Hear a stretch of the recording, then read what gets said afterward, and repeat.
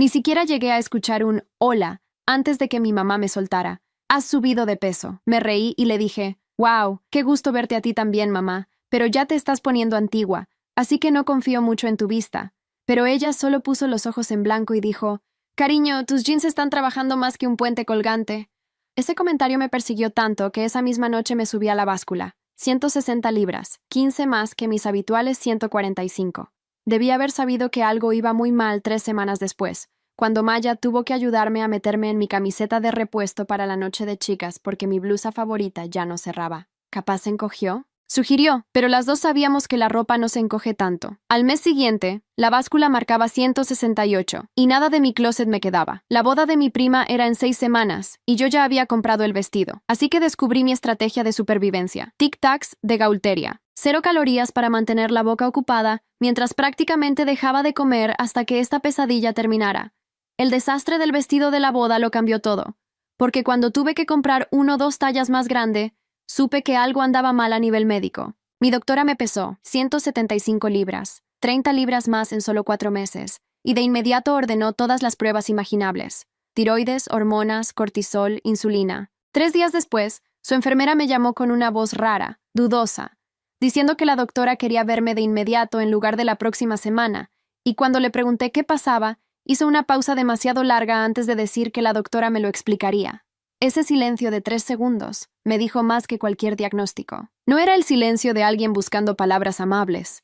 Era el silencio de alguien que ya sabía lo que venía y prefería no ser quien lo dijera. La doctora Ramírez le explicará todo, repitió, y colgó. Me quedé con el teléfono en la mano, sentada en el borde de la cama. Afuera, la ciudad seguía su rutina.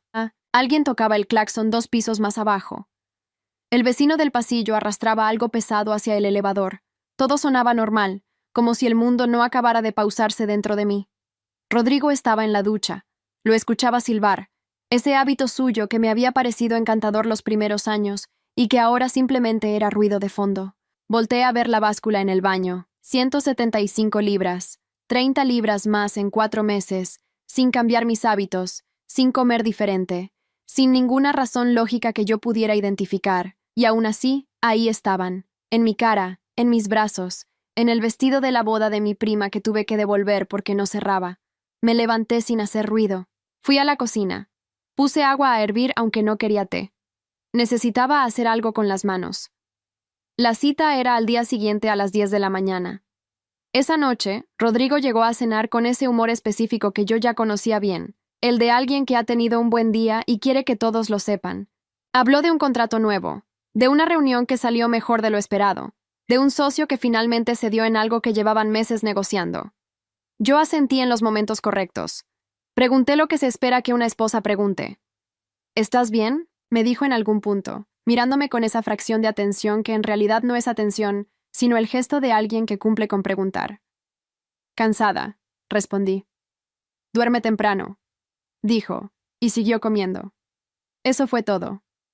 La sala de espera de la clínica tenía ese olor particular de los lugares donde la gente va a recibir noticias. Desinfectante, café de máquina, y algo más que no tiene nombre pero que todos reconocen. Me senté en una silla junto a la ventana. Afuera había un árbol que empezaba a perder las hojas. Lo miré más tiempo del necesario. Valeria Montoya, llamó la enfermera. Ese era mi nombre. Seguí a la mujer por un pasillo corto hasta el consultorio de la doctora Ramírez. Ella ya estaba sentada, con mi expediente abierto frente a ella. Era una mujer de unos 50 años, directa por costumbre, sin ceremonias innecesarias. Eso siempre me había gustado de ella. Siéntate, dijo. Me senté. Tus resultados llegaron. Hizo una pausa breve, diferente a la de la enfermera. Esta no era duda, era organización. La de alguien que sabe exactamente lo que va a decir y solo está eligiendo el orden. Valeria, estás embarazada. El mundo no se detuvo. No hubo ningún efecto dramático. Solo escuché esas 3 palabras y sentí que el piso se movía 1 centímetro, solo 1 centímetro, como cuando un edificio absorbe el viento. ¿Cuánto tiempo? Escuché mi propia voz decir. Sonó extrañamente tranquila. 6 semanas. El embrión está bien. Todo indica un embarazo completamente normal. Asentí despacio. La doctora Ramírez me miraba con atención, esa clase de atención clínica que también contiene algo humano. ¿Hay algo que quieras preguntarme? Había una sola cosa que quería preguntarle, pero no se la pregunté a ella. Esa pregunta se la haría a mí misma durante el trayecto de regreso a casa, sola en el asiento trasero de un taxi, mirando la ciudad pasar por la ventana. Rodrigo se había hecho una vasectomía, hace 2 años. Me lo dijo una noche después de cenar, como quien anuncia que cambió de proveedor de telefonía. Me la hice la semana pasada, dijo. No quiero hijos, Val. Nunca lo he querido. Y ya es tiempo de que seamos honestos con eso. Yo no dije nada esa noche. Guardé lo que sentí en el lugar donde guardaba todo lo que no podía decirle. Pero ahora, sentada en ese taxi, con la confirmación de la doctora Ramírez todavía resonando en mis oídos, hice el único cálculo que importaba. Si Rodrigo se había operado hace 2 años y yo estaba embarazada de 6 semanas, entonces había 2 posibilidades. La primera era que la vasectomía hubiera fallado, algo que ocurre, aunque con una probabilidad muy baja. La segunda era que nunca hubiera existido ninguna vasectomía. El taxi dobló a la derecha. Afuera, una madre cruzaba la calle empujando un carrito. No la miré mucho tiempo. Llegué a casa antes de que Rodrigo volviera del trabajo. Me cambié de ropa. Fui a la cocina. Puse a calentar algo que no comí. Y luego fui a su estudio. No era la primera vez que entraba cuando él no estaba, pero sí era la primera vez que entraba buscando algo específico. Rodrigo era ordenado hasta el punto de la rigidez. Cada cajón tenía su lógica, cada carpeta su lugar. Lo que me llevó más tiempo de lo que esperaba no fue encontrar los documentos, sino procesar lo que encontré cuando los tuve en las manos. No había ningún registro de procedimiento médico, ningún comprobante de clínica, ningún informe postoperatorio, nada que respaldara lo que me dijo esa noche 2 años atrás. Sí había otras cosas. Recibos de restaurantes en fechas en que supuestamente estaba de viaje. Un estado de cuenta de una tarjeta que yo no conocía. Y al fondo del cajón, debajo de una carpeta de contratos antiguos, una foto impresa, pequeña, como de billetera. 2 niños, un varón y una niña. El varón tendría 4 años, quizás 5. La niña, 2 o 3. Los miré durante varios segundos. Volteé la foto. Al reverso, con letra que no era de Rodrigo, decía, Mateo y Sofía, diciembre. Puse la foto en su lugar. Cerré el cajón. Volví a la cocina. Me senté en la silla de siempre, la que da hacia la ventana. Afuera, el cielo empezaba a oscurecerse. Escuché el sonido del ascensor en algún piso de arriba. El vecino del pasillo volvía a mover algo pesado. No lloré. Lo que sentí no era dolor todavía. Era algo anterior al dolor, ese momento exacto en que el cuerpo recibe una información y aún no sabe cómo clasificarla. Como cuando te golpeas fuerte y hay un segundo de silencio antes de que llegue el ardor. Abrí mi teléfono. Busqué el nombre de Maya en mis contactos y lo miré un momento. Luego lo cerré. Todavía no. Primero necesitaba saber con exactitud qué era lo que tenía, porque yo no iba a moverme con suposiciones. No iba a confrontar a nadie con una foto de 2 niños y un recibo de restaurante. Iba a saber todo antes de decir una sola palabra. La vasectomía era el punto de partida. Si eso era mentira, el resto del edificio no tardaba en caerse solo. Al día siguiente, sin decírselo a nadie, pedí una cita en 3 clínicas diferentes, no con mi nombre, con el nombre de soltera que seguía teniendo en mi documento de identidad y que Rodrigo nunca había pensado en asociar a nada. Pregunté lo mismo en las 3. Si había algún registro de un procedimiento de vasectomía a nombre de Rodrigo Castellanos, en el rango de fechas que él me había dado. La primera clínica no tenía ningún registro. La segunda tampoco. La tercera ni siquiera existía. La dirección que Rodrigo me había mencionado una vez, de pasada, correspondía a un local comercial de ropa. Salí de esa última llamada y me quedé sentada en el carro, en el estacionamiento del supermercado, donde había fingido que iba de compras. El motor apagado, las manos sobre el volante. Tomé aire una vez, 2, 3. Luego abrí mi agenda y busqué el nombre que me había dado una compañera del trabajo hace más de 1 año, cuando ella misma pasó por algo que en ese momento yo no entendí del todo. Una investigadora, discreta, dijo, eficiente, sin preguntas innecesarias. Daniela Ríos. Guardé el número. No lo llamé todavía. Primero fui al supermercado. Compré lo que necesitaba. Volví a casa. Hice la cena. Cuando Rodrigo llegó esa noche, silbando desde el pasillo, yo ya tenía todo en su lugar. La mesa puesta, la comida lista, mi expresión de siempre. Huele bien, dijo, dejando el saco en la silla. Hice el pollo que te gusta. Respondí. Se sentó. Sirvió agua. Me preguntó cómo había estado mi día. Tranquilo, dije, y sonreí. No fue difícil. Llevaba años sonriendo en momentos que no lo merecían. Una más no cambiaba nada, pero mientras lo miraba hablar de su día, de su contrato, de su socio, de sus planes, una parte de mí ya estaba en otro lugar. Ya estaba calculando, organizando, preparando cada paso con la misma precisión que él usaba para sus negocios. Rodrigo siempre decía que yo era demasiado emocional para los asuntos prácticos. Pronto descubriría lo equivocado que estaba. Daniela Ríos tenía su oficina en un edificio sin nombre visible, en una calle paralela al centro. Cuarto piso, puerta café, sin letrero. Me lo había descrito así cuando la llamé. Si hay letrero, es la oficina equivocada. Llegué un martes a las 11 de la mañana, con la excusa de una cita con el dentista que le di a Rodrigo por mensaje de texto. Él respondió con un OK y un emoji de pulgar arriba. Así eran nuestras conversaciones desde hacía tiempo. Daniela era más joven de lo que esperaba, 40 años, quizás menos. Cabello corto, ropa sin adornos, una mesa de trabajo con 2 monitores y una cafetera que claramente se usaba más que el resto del mobiliario. «Siéntate», dijo, sin levantarse. Me senté. «¿Qué necesitas saber?» No me preguntó por qué. No me preguntó cómo estaba. Me preguntó qué necesitaba saber. Y eso fue exactamente lo que necesitaba escuchar. Le conté lo esencial. El nombre de Rodrigo, la vasectomía que no pude verificar, la foto de los 2 niños, las fechas que no cuadraban. Daniela escuchó sin interrumpirme. Tomó notas a mano en un cuaderno que no me enseñó. Cuando terminé, dijo, «Dame 72 horas. ¿Cuánto cuesta?» Me dijo una cifra. La pagué en efectivo, que había sacado esa mañana de una cuenta que tenía desde antes de casarme y que Rodrigo no conocía. Una cuenta que abrí siendo estudiante, que nunca cerré, donde depositaba pequeñas cantidades cada mes sin saber exactamente por qué. Volví a casa. Esperé. Las 72 horas pasaron despacio. Rodrigo estuvo en casa esos 3 días con una normalidad que ahora me resultaba difícil de mirar. Desayunaba rápido, trabajaba tarde, llegaba con el teléfono en la mano. 2 veces lo vi sonreír a la pantalla antes de guardarla. Antes no me había fijado en ese gesto. Ahora era lo único que veía. Al tercer día, Daniela me llamó a las 4 de la tarde. «Tengo todo. ¿Puedes venir mañana?» «Sí. Trae tiempo. Hay bastante». Daniela tenía una carpeta sobre la mesa cuando llegué, gruesa, con separadores. «Empiezo por la vasectomía», dijo, y abrió la primera sección. No había registro de ningún procedimiento médico a nombre de Rodrigo Castellanos en ninguna clínica de la ciudad ni del estado. Lo había verificado por 3 vías distintas. La dirección que Rodrigo mencionó alguna vez correspondía a una tienda de ropa que llevaba 6 años en ese local. «La vasectomía nunca ocurrió», dijo. «Solo un dato». Asentí. «Ahora los niños». Abrió la segunda sección. La foto que encontré en el cajón era de 2 hijos suyos, Mateo, de 5 años, y Sofía, de 3. La madre se llamaba Andrea Solís. Había sido asistente administrativa en la empresa de Rodrigo durante 4 años. Seguía trabajando ahí. Tenía un departamento a 17 minutos de nuestra casa, en un edificio donde Rodrigo figuraba como referencia en el contrato de arrendamiento. Leí eso 2 veces. ¿Él firma como referencia en su contrato?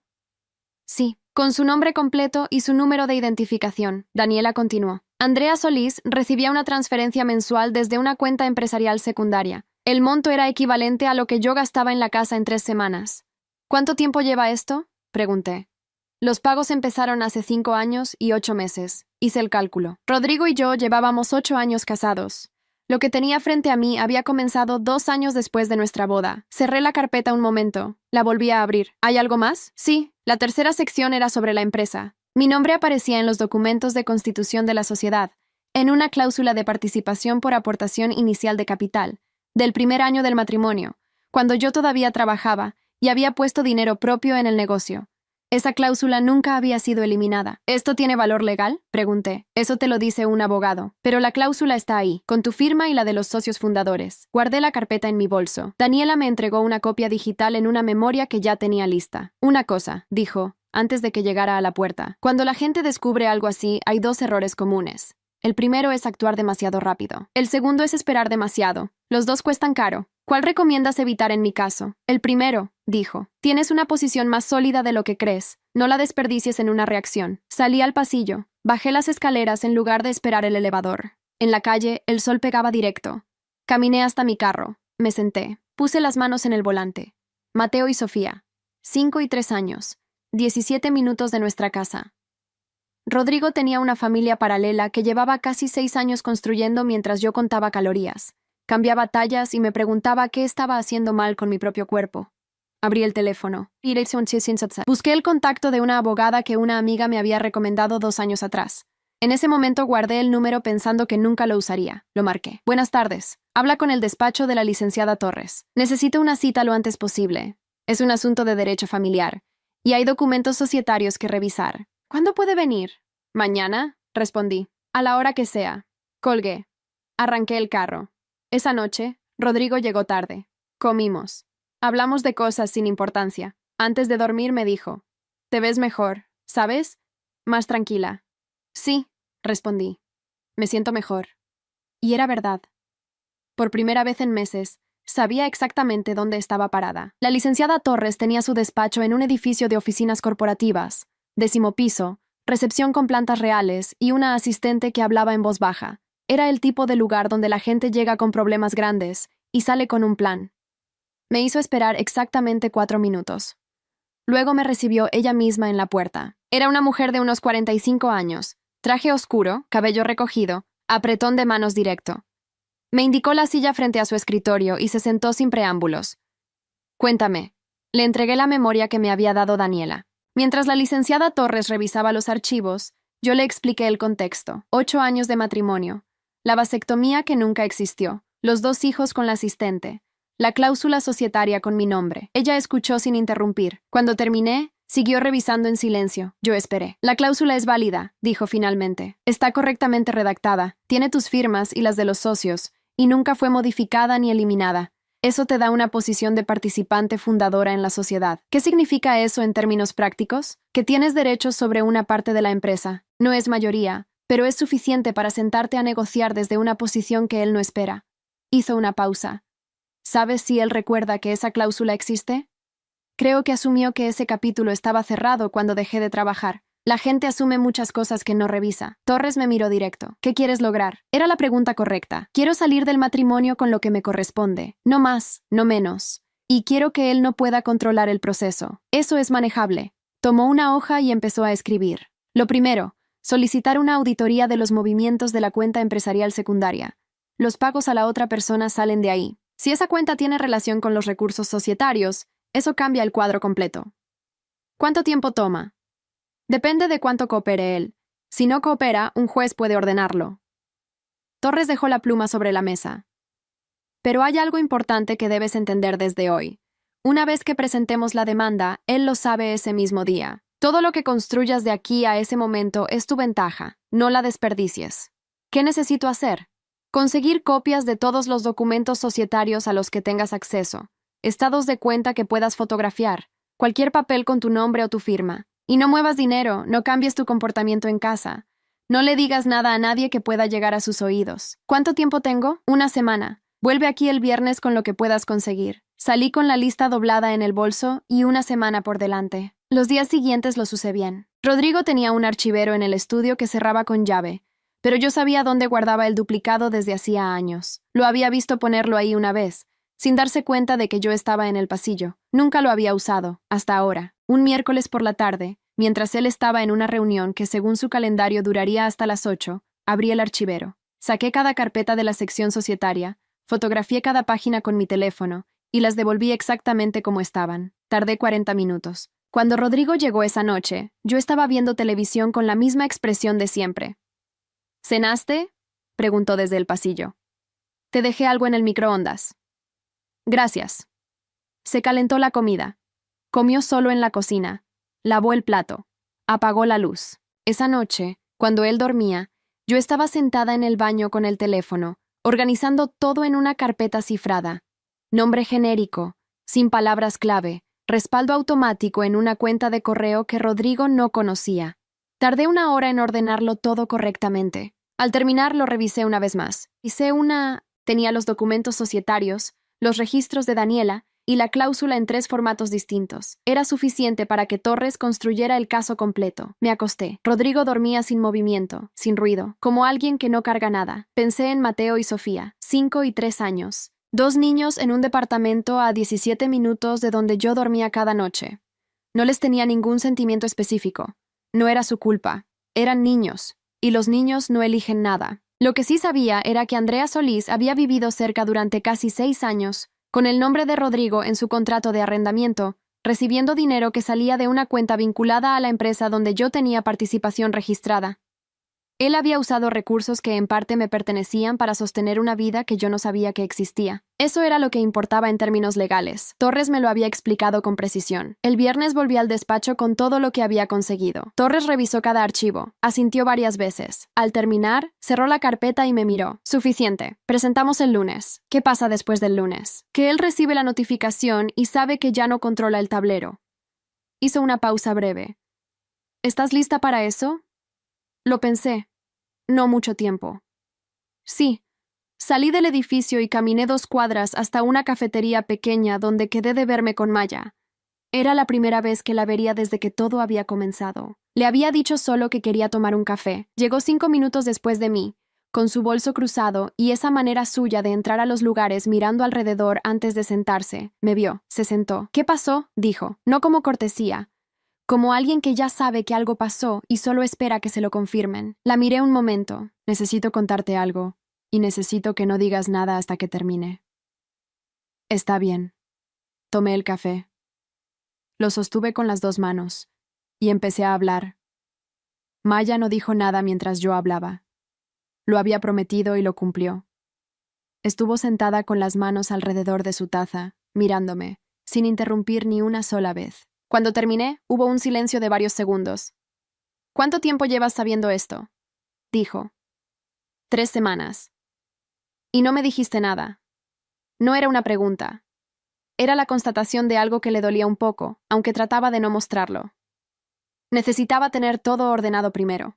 Si te lo decía antes, era solo el caos. Ahora tengo abogada, tengo los documentos, tengo un plan. Maya asintió despacio. ¿Qué necesitas de mí? Eso era lo que siempre me había gustado de ella. No preguntas innecesarias, no drama, solo esa pregunta directa. Por ahora, nada, solo que sepas. Y que si en algún momento necesito un lugar donde quedarme unos días, pueda llamarte. Mi casa es tuya cuando quieras. Tomó su café y me miró. ¿Estás bien? Sí, respondí. Y era cierto en el sentido más concreto. No estaba en pánico, no estaba paralizada. Sabía lo que tenía que hacer. Eso, para mí, era estar bien. ¿Y el embarazo? Bien también. La doctora dice que todo es normal. Maya no preguntó más sobre eso. Entendió, sin que yo lo dijera, que ese tema lo procesaría en otro momento. Era eso lo que hacía que su amistad valiera. Sabía cuándo no preguntar. Nos despedimos en la calle. La vi alejarse con el bolso cruzado y las manos en los bolsillos, y sentí algo que no había sentido en semanas, que no estaba completamente sola en esto. El lunes, Torres presentó la demanda. Yo estaba en la cocina cuando escuché el teléfono de Rodrigo sonar desde el estudio.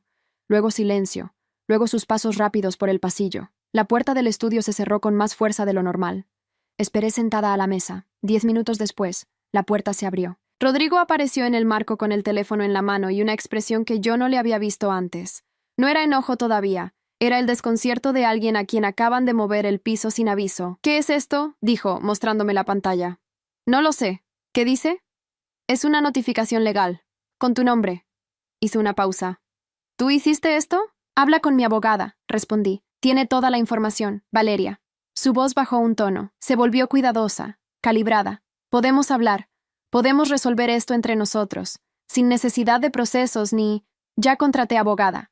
Cualquier comunicación va a ser a través de ella. Me levanté, tomé mi bolso de la silla y mis llaves de la mesita. Voy a salir un momento. Salí. No hubo escena. No hubo gritos. No porque los evitara, sino porque no los necesitaba.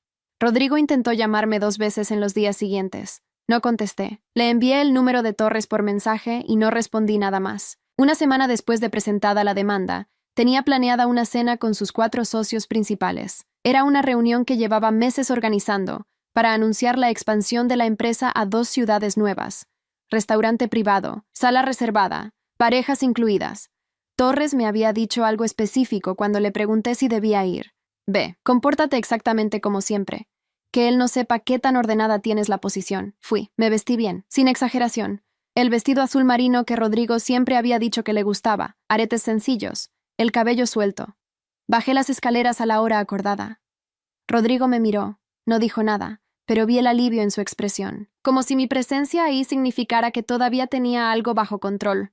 No significaba eso. La cena fue larga, mesa con velas bajas, servicio discreto, conversaciones sobre proyecciones y mercados nuevos. Yo saludé a cada socio por su nombre, pregunté por sus familias, Recordé detalles de escenas anteriores. Fui exactamente lo que siempre había sido en esas situaciones. Presente, atenta, sin ningún protagonismo innecesario.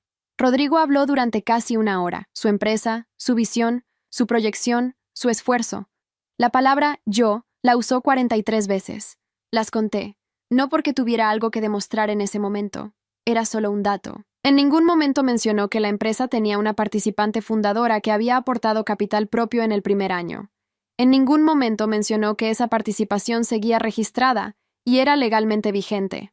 Cuando terminó, los socios aplaudieron. Hubo brindis. Rodrigo me buscó con la mirada desde el otro extremo de la mesa, con esa expresión de satisfacción que yo conocía de memoria. Levanté mi copa, sonreí. No fue difícil. Era la misma sonrisa de siempre, en el mismo tipo de escena. La diferencia era lo que yo sabía y lo que él no sabía que yo sabía. Uno de los socios, el mayor del grupo, se acercó durante los postres. Valeria, siempre digo que detrás de Rodrigo hay una mujer con mucha paciencia. Más de la que parece, respondí. Se rió. Pensó que era modestia. No lo era. En el auto de regreso, Rodrigo dijo, «Gracias por venir esta noche». «Claro», respondí. «Podemos resolver esto de una manera razonable, Valeria. No tiene que ser una guerra. Eso depende de lo que entiendas por razonable. Torres te lo explicará». Apretó el volante. No dijo nada más hasta que llegamos. Esa noche, tomé una almohada y me fui a la habitación de huéspedes sin hacer escena. Rodrigo se quedó parado en el pasillo mirándome, pero no habló. Cerré la puerta. Pensé en la cena, en los socios, en la palabra yo, 43 veces, mientras yo estaba sentada con los documentos guardados y la demanda ya en proceso. Detrás de Rodrigo, una mujer con mucha paciencia. Sí, pero la paciencia se había terminado exactamente a tiempo. Torres me llamó un martes por la mañana. El abogado de Rodrigo quiere reunirse. Propone una negociación directa antes de que el proceso avance.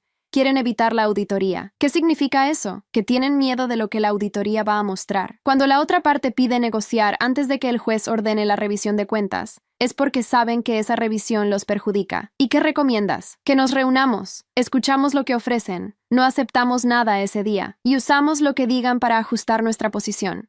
La reunión fue el jueves siguiente, en el despacho de Torres. Rodrigo llegó con su abogado, un hombre de unos 50 años con traje gris, y la actitud de alguien acostumbrado a resolver cosas rápido. Rodrigo no me miró cuando entró. Se sentó al otro lado de la mesa y fijó la vista en los documentos que tenía frente a él. Yo me senté junto a Torres. Crucé las manos sobre la mesa. Esperé. El abogado de Rodrigo habló primero. Presentó una propuesta. Compensación económica por el matrimonio. División de bienes comunes. Renuncia a cualquier reclamación sobre la empresa a cambio de una suma que, según él, era más que justa considerando la participación real de la señora en el negocio. Torres escribió algo en su blog. Yo no dije nada. ¿Y la cláusula de participación fundadora?, preguntó Torres, con el mismo tono con que hubiera preguntado la hora.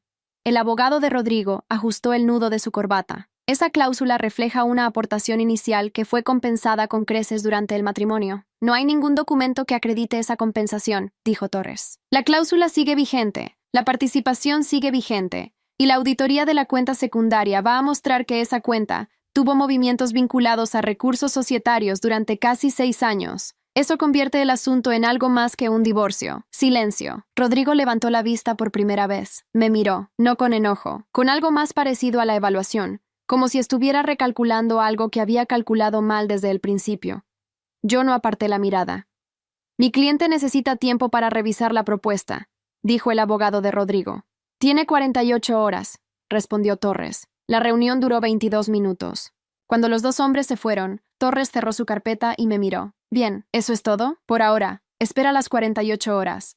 Si no mejoran la oferta, pedimos la auditoría formal y que el juez intervenga. Hizo una pausa. ¿Cómo estás? Bien, respondí. Era la misma respuesta de siempre, pero esta vez era completamente cierta. Las 48 horas pasaron. Torres recibió una nueva propuesta. Era mejor. Incluía un porcentaje real de la empresa, no solo una compensación económica fija. Seguía siendo negociable, pero era un punto de partida distinto. Mientras el proceso legal avanzaba, Rodrigo seguía viviendo en la casa. Era un acuerdo temporal que Torres había recomendado mientras se definían los términos.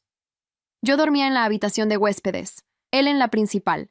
Nos cruzábamos en la cocina por las mañanas con la eficiencia de 2 personas que tienen muy claro que no hay nada que decirse. Un miércoles por la mañana, mientras yo desayunaba, Rodrigo se sentó frente a mí sin avisar. ¿Puedo preguntarte algo? Lo miré. ¿Cuándo lo supiste? ¿Cuándo supe qué? Todo. Tomé un sorbo de café. Cuando la doctora me confirmó el embarazo, Rodrigo procesó eso en silencio. Golpeó la mesa suavemente con los nudillos. Una vez, ese gesto suyo de cuando algo no le cuadraba. ¿Y cuánto tiempo llevabas sospechando? No sospechaba, respondí. No tenía razones concretas para sospechar. Encontré la foto por casualidad. Verifiqué la vasectomía. Y de ahí en adelante fue solo seguir el hilo. ¿La foto del cajón? Sí. Rodrigo se quedó callado. Fuera, un camión pasaba por la calle. Adentro, el refrigerador hacía su ruido de siempre. No era mi intención que esto terminara así, dijo finalmente. ¿Cómo era tu intención que terminara? No respondió.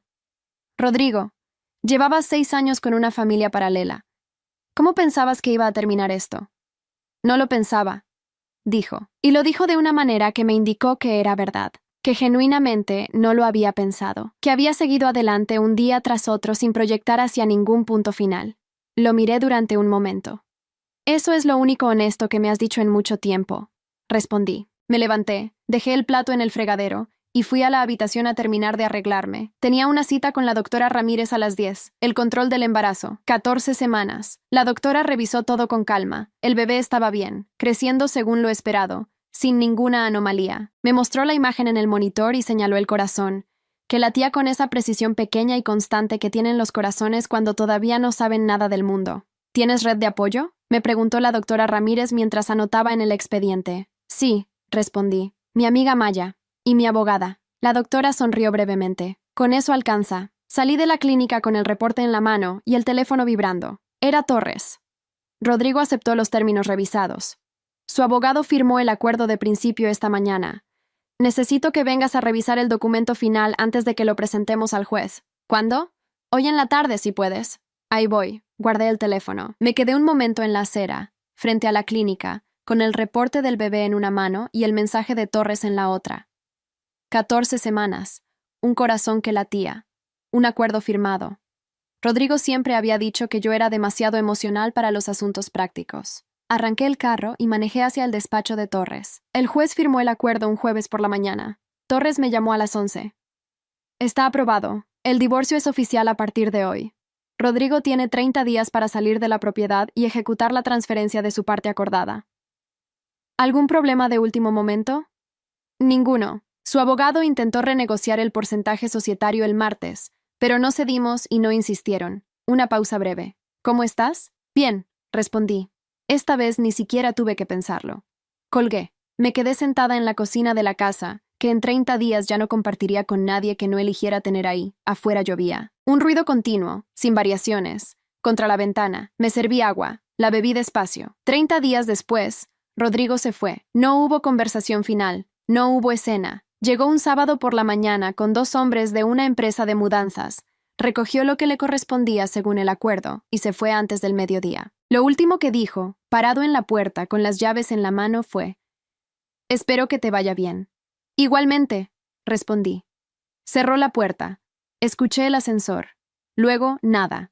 Me senté en el sofá de la sala, en el silencio nuevo de una casa que era completamente mía, y estuve ahí un rato sin hacer nada en particular.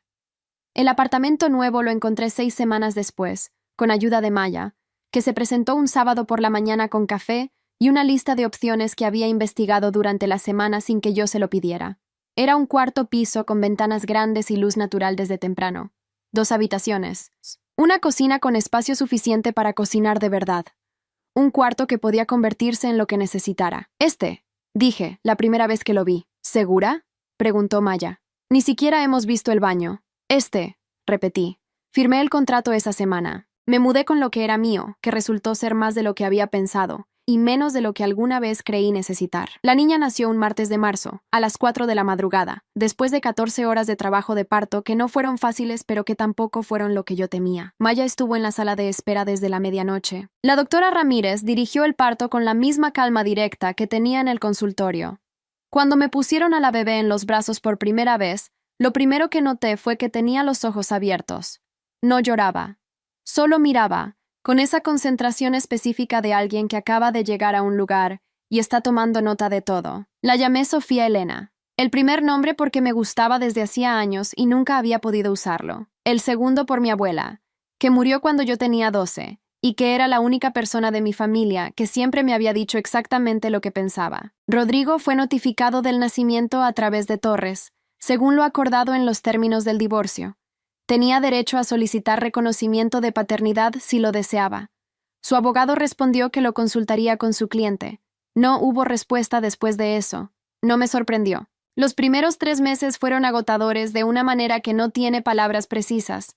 Noches sin estructura, días que se mezclaban, el cuerpo aprendiendo a funcionar con menos de lo que necesitaba. Maya venía 2 veces por semana. A veces solo se sentaba y sostenía a Sofía Elena mientras yo dormía 1 hora. No pedía nada a cambio, solo estaba. En el 4.º mes, empecé a dormir mejor. En el 5.º, volví a comer con orden. En el 6.º, retomé una conexión que había dejado pausada meses antes con una consultora de recursos humanos que me había contactado sobre un proyecto de organización interna en una empresa mediana. Le escribí para ver si la posición seguía disponible. Respondió en 2 horas. Seguía disponible. ¿Cuándo podía hablar? Hablamos esa semana. Al final de la llamada, me ofreció el puesto. Era trabajo desde casa, con 2 reuniones presenciales al mes. El horario era compatible con Sofía Elena. El salario era más de lo que había ganado la última vez que trabajé, hace 8 años. Acepté. 1 año después del jueves en que el juez firmó el acuerdo, fui al control anual con la doctora Ramírez. Sofía Elena tenía 11 meses y estaba en casa con Maya, que se había presentado esa mañana con un moño en el cabello y la disposición de quien llega a quedarse el tiempo que haga falta. La doctora me revisó, anotó, revisó de nuevo. Al terminar, cerró el expediente y me miró. Todo en orden. Hizo una pausa. ¿Recuerdas cuando te llamé para que vinieras de urgencia? Sí, pensé que ibas a entrar en pánico cuando te dijera el diagnóstico, pero no lo hiciste. No, respondí. ¿Por qué no? Lo pensé un momento. Porque ya sabía que algo estaba mal. El cuerpo lo sabía antes que yo. El embarazo fue lo que me obligó a prestar atención. La doctora asintió. Eso pasa. El cuerpo avisa. La gente rara vez escucha. Salí de la clínica con el reporte en el bolso. El sol pegaba directo, sin nubes. Caminé hasta el carro sin apurarme. Tenía que recoger a Sofía Elena a la 1. Después, reunión de trabajo a las 3. En la noche, cena con Maya en el apartamento nuevo, que en 5 meses ya había dejado de sentirse nuevo y empezaba a sentirse como el único lugar donde siempre debía haber estado. Me subí al carro. Puse el cinturón. Pensé en la báscula del baño de la casa que ya no era mía. 175 libras. 30 más en 4 meses. Un cuerpo que se transformaba sin que yo entendiera por qué. Ahora lo entendía. No era una señal de que algo estaba mal. Era una señal de que algo estaba a punto de cambiar. Arranqué el carro y salí del estacionamiento. Tenía a dónde ir.